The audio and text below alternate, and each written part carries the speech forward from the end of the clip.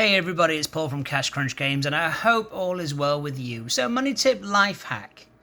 Look after your kit and it will look after you. So regular maintenance and things like that will make things last longer.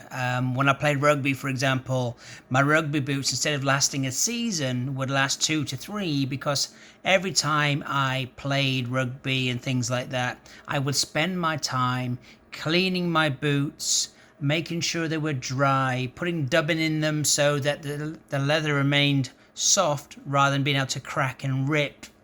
So my boots lasted longer, so I didn't actually have to pay every season for a new pair of boots.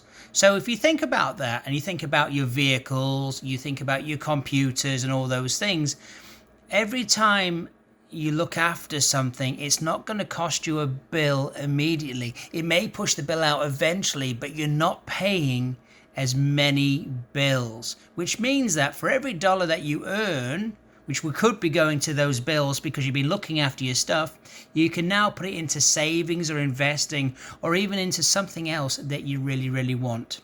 So just something to think about. Have a good one and I'll speak to you soon. Bye now.